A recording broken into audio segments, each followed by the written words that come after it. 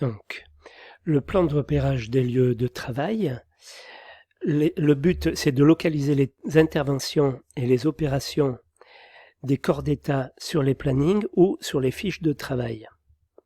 Exemple de repérage des bâtiments sur plan de masse.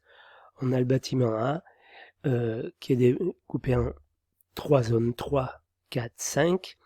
Et on a donc la zone 3 qui est en R+2, la 4 en R+3 et la 5 en R+2, par exemple. Le bâtiment B, lui, a deux bâtiments, donc les 6 et 7 en R+3 et R+5. Et le bâtiment C, qui a le bâtiment 1 et 2 en R+2 et R+3. C'est un exemple.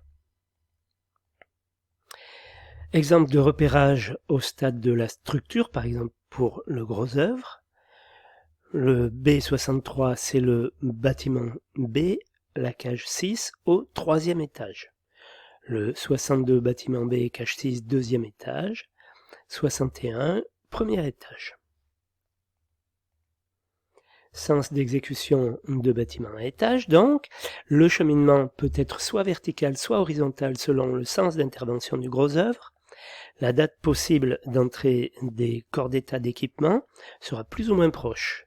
Exemple, le bâtiment R+5 comprend 2 cages de 2 logements, soit 24 logements. En terrassement, le lieu, c'est le bâtiment, la durée est de 5 jours. L'infrastructure de la cage, la durée est de 10 jours. La superstructure, c'est la cellule, durée 6 jours. Les relations logiques, donc. Premièrement, un seul corps d'état par lieu de travail. Les lieux doivent être repérés sur le planning. Deuxièmement, on recherche la continuité dans l'exécution.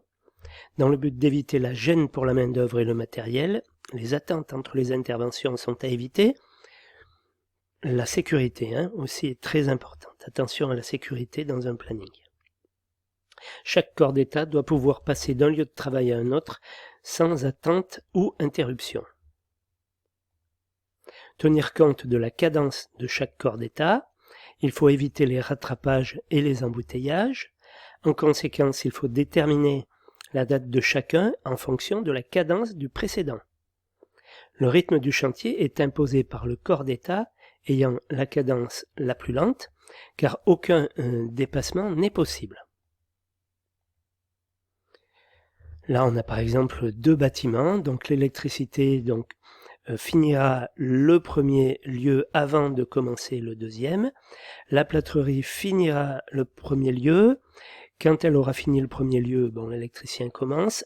Le plombier peut commencer aussi, tout de suite, l'électricien ensuite. Le plombier peut commencer le deuxième bâtiment, le plâtrier prendra la suite, etc., etc., au fur de l'avancement du chantier. Donc là, il y a donc des trous, il y a donc des choses qui vont mal se passer. Quand on a fait une analyse plus sérieuse, l'électricien fait ces deux bâtiments. Quand il passe au deuxième bâtiment, le plâtrier passe au premier.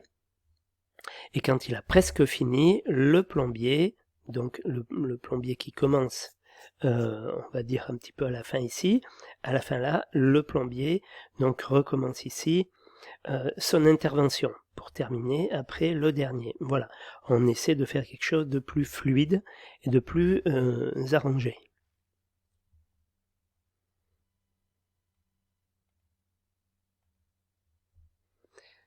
Voilà un autre exemple où les tâches s'enclenchent d'une manière organisée, réfléchie.